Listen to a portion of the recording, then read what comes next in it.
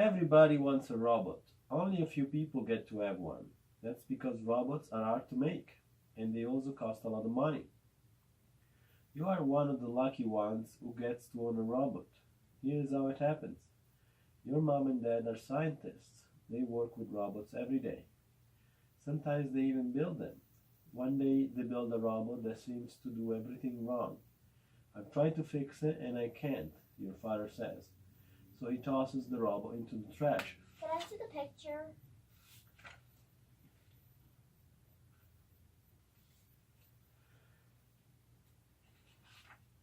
Poor robot, you say. Mom and dad gave up on you too fast. I think I can fix you up. I've seen them build lots of robots. You collect nuts, bolts, some wire, and leftover computer parts. Bang, twist. You work on your robot all day long.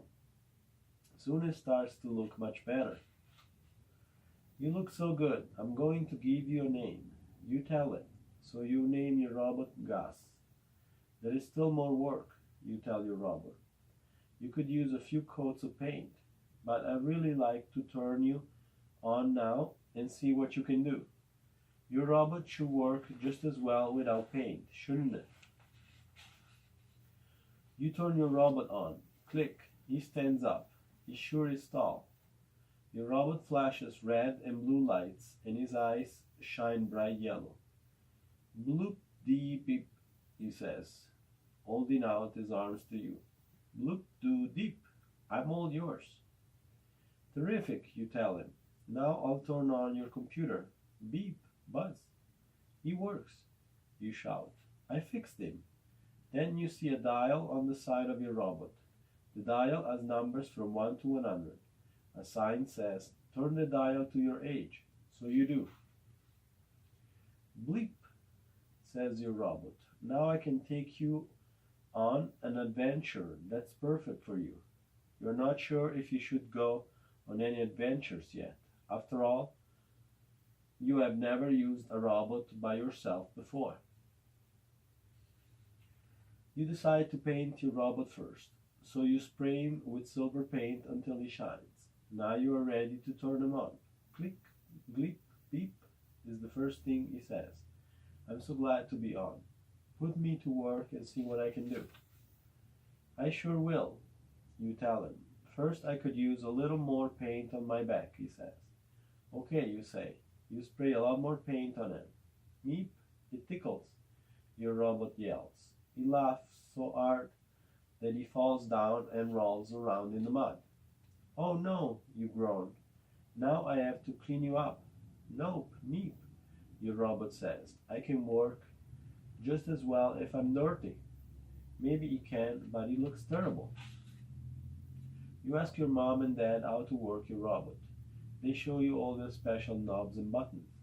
Have fun, says your mother. Now be careful, warns your father. Some of your robot's buttons may not work correctly.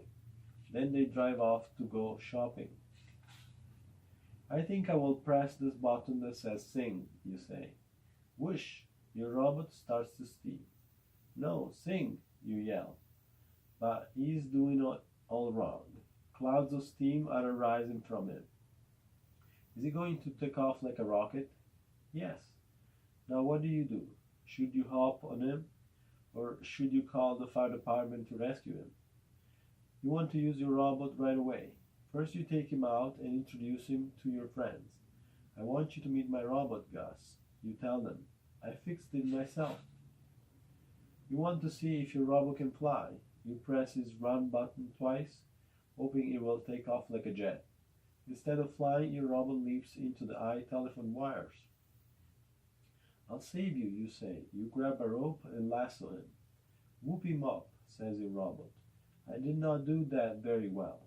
You sure didn't, you say. I'm never going to press your run button again.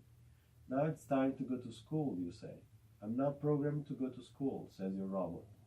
Why not press my laser button instead? That might be fun. It could also be dangerous. Maybe you should just take your robot to school.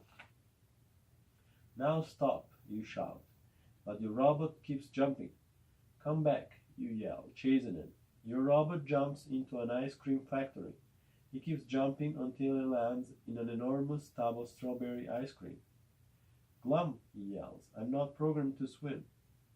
You know how to swim, but the ice cream looks very cold and thick. What if you sink down in it forever? You land on planet Silver, the robot planet. You see thousands of robots beeping and flashing. Welcome, says the Robot King. We are glad you are here. You will stay here forever because we don't want Earth to know about us. Why not, you ask? Because they will make us all work for them, says the king. I will keep your secret, you say. Nope, says the Robot King. You are staying with us. When you look at your arms and legs, you're stunned. You are turning into a robot.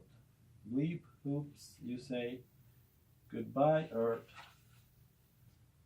You let your robot stay muddy and take him for a walk in the neighborhood. Soon, a crowd gathers around him. A junk truck drives by. Say, shouts the junk man. That's a nice piece of scrap metal. He grabs your robot and tosses him into his truck. Stop, you call. Too late. The junk man gets into his truck. Likely somebody has called the TV station about your robot. A TV truck comes down the street. Should you ask the TV truck to follow the junk truck? Or should you leap into the junk truck right now and rescue your robot by yourself? You wash the mud off your robot with the garden hose. Soon he's clean and shiny again. Now we'll try pressing your run button, you tell him.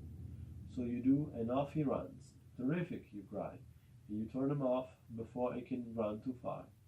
Say, maybe if I let you run fast enough, you could take off, like a plane, you say. But of course, I don't know how to fly a plane, so they might be dangerous. Besides, there are lots of things we could do in the yard. We could build a fort together. That would be fun. But you keep thinking about flying. Should you try it, or should you build a fort?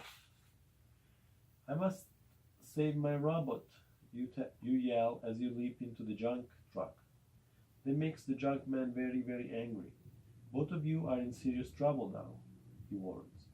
When he gets to the junkyard, the junk man adds for a huge bucket loader. I'm going to mash you and your robot to bits, he screams.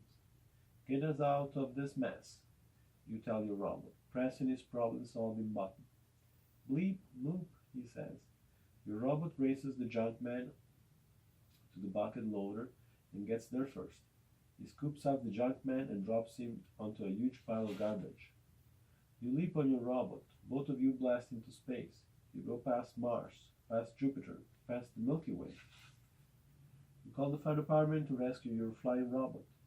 The firemen shoot a huge spray of water at him, and down he comes. Are you hurt? You ask, running over to your robot. Beep, nope, he says, but I can never fly again. That's sad, you tell him, but of course you can still do lots of other things. No, sighs the robot. I can't fly. I don't want to do anything. That's terrible. You moan. That's the way I am, says your robot. He sits down and clicks off. You try and try, but you can turn him on again. Maybe, if you're patient, he will recharge and turn on again. Maybe. The end. Alright, kids. It's time to go to Nina now. I'm going to turn off the light. Good night.